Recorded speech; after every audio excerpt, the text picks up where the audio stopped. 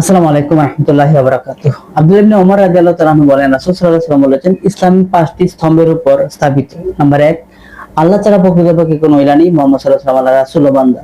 2, সালাত আদায় করা। 3, যাকাত আদায় করা। 4, হজ পালন করা। 5, রমজানের সিয়াম পালন করা। এই 5টি স্তম্ভ যদি কেউ প্রথম স্তম্ভ যদি না মেনে চলে, না আল্লাহর সাথে শিরক করে, তাহলে তার বাকি 4টা তার কোনো কাজে আসবে না। এই জন্য আমাদের সর্বপ্রথম তাওহীদের উপর অটল থাকতে হবে, শিরিক মুক্ত জীবন যাপন করতে হবে, শিরিক মুক্ত ইবাদত করতে হবে। নাম্বার 2, যখন আমরা সালাত আদায় করব, সালাত আদায় ব্যতীত অন্য কোন ইবাদত আপনার কবুল হবে না আল্লাহ সুবহানাহু ওয়া তাআলার দরবারে।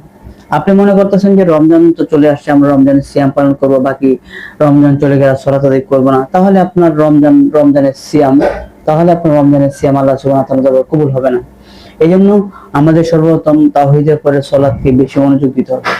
সালাতের উপর নির্ভর করে অন্যান্য সকল ইবাদত। আপনি যদি সালাত টিকে যায়, তাহলে বাকি ইবাদত আল্লাহ সুবহানাহু ওয়া তাআলার দরবারে টিকে যাবে। এই জন্য আমাদের রমজানের সিয়ামের পাশাপাশি আমাদেরকে সালাত আদায় করতে হবে। যখন রমজান মাস চলে যাবে, তখন আমাদেরকে সালাতে অটল থাকতে হবে। তাহলে আল্লাহ সুবহানাহু ওয়া তাআলা আমাদের এই রমজানের সিয়াম কবুল করবে। যদি রমজান চলে গেল, সালাতও চলে গেল, তাহলে কিন্তু আপনার রমজান কবুল হবে না আল্লাহ সুবহানাহু ওয়া তাআলার দরবারে।